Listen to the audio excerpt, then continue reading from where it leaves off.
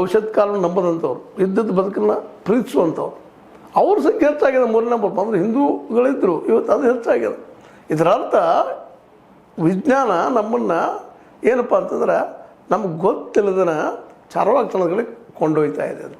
ಅದಕ್ಕೆ ಇವತ್ತು ವಿಜಯೇಂದ್ರಂಥ ನಾಯಕರು ಇವತ್ತು ನಮಗೇನು ಬೇಕಾಗಿದೆ, ಇವತ್ತು ಜಂಜಿ ಅಂದರೆ ಯುವ ಜನಾಂಗಕ್ಕೆ ನಾವು ಏನಕ್ಕೆ ಪರಿಹಾರ ಕೊಡೋಕ್ಕೆ ಸಾಧ್ಯದ, ಎಲ್ಲಿ ತಪ್ಪಿದ್ದಾರೆ ಡಿ ಕೆ ಶಿವಕುಮಾರ್ ಅವರು, ಎಲ್ಲಿ ತಪ್ಪಿದ್ದಾರೆ ಶರಣ ಗುರುಮಠದವರು, ತಮ್ಮ ಸರ್ಕಾರದಲ್ಲಿ ಏನು ತಪ್ಪುಗಳಾಗಿದೆ ಅದ್ರಗಳ ಲಕ್ಷ್ಯ ಹಾಕ್ಬೇಕು ವಿನಃ ಅದ್ರಗಳ ತಮ್ಮ ವಿಚಾರಗಳನ್ನ ಹರಿಬಿಡ್ಬೇಕು ವಿನಃ ಯಾವುದೋ ಒಂದು ಯಾರೋ ಒಬ್ಬರು ಮಾತಾಡ್ತಾರೆ ಏನೋ ಅಂತಾರೆ ಅಂದ್ರೆ ಹೌದು ಎಂಥ ದೊಡ್ಡ ವ್ಯಕ್ತಿನ ಇಲ್ಲ ಅಂತಲ್ಲ, ಅದನ್ನು ರಿಪೀಟೆಡ್ಲಿ ಅದನ್ನು ಹೇಳಿದ ತಕ್ಷಣ ಅದು ಸತ್ಯನ ಆಗುವುದಿಲ್ಲ. ಇರ್ಬೋದು ಗೊಂಬೆಲ್ಸನ್ ಮಾತು ಸತ್ಯ ಆಗ್ತದೆ ಅಂತೇಳಿ, ಹಂಗೇನು ಆಗ್ಲಿಕ್ಕೆ ಸಾಧ್ಯ ಇಲ್ಲ. ನೀವು ಪ್ರಾಮಾಣಿಕಿದ್ರಿ, ಆ್ಯಸ್ ಯೂಸ್ವಲ್ ನೀವು ಮಾತಾಡ್ರಿ ಹೋಗ್ರಿ, ಡಿ ಕೆ ಶಿ ಅವ್ರ ಜೊತೆ ಯಾವ ಪ್ರಶ್ನೆ ಇಲ್ಲ.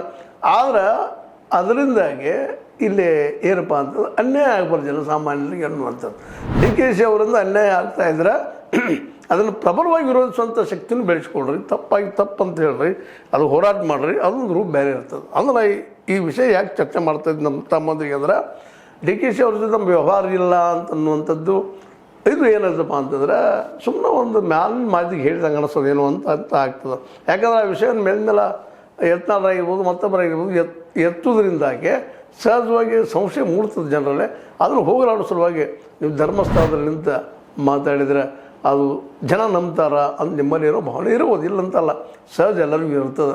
ಯಾಕಂದ್ರೆ ಧರ್ಮಸ್ಥಳ ಕರ್ನಾಟಕದಲ್ಲಿ ಒಂದು ಪ್ರಸಿದ್ಧವಾದಂಥ ಒಂದು ಏನಪ್ಪ ಅಂದ್ರೆ ಒಂದು ಧರ್ಮಸ್ಥಳ ಹೆಸರಿದ್ದಾಗ ಧರ್ಮಸ್ಥಳ ಪವಿತ್ರ ಜಾಗ, ಅದ್ರ ಬಗ್ಗೆ ಎಲ್ಲರಿಗೂ ಎಲ್ಲದಕ್ಕೆ ಗೌರವ ಇರ್ತದೆ, ಭಕ್ತಿ ಇರ್ತದೆ ಅನ್ನೋ ಕಾರಣಕ್ಕಾಗಿ ನಾನು ಪ್ರಾಮಾಣಿಕವಾಗಿ ಹೇಳ್ತಾ ಇದ್ದೀನಿ ಅವ್ರ ಜೊತೆ ಸಂಬಂಧ ಇಲ್ಲ ಅಂತೇಳಿ. ಅದು ಸಂಬಂಧ ಅದ ರೀ ಇಲ್ಲಿ ಹೆಂಗೆ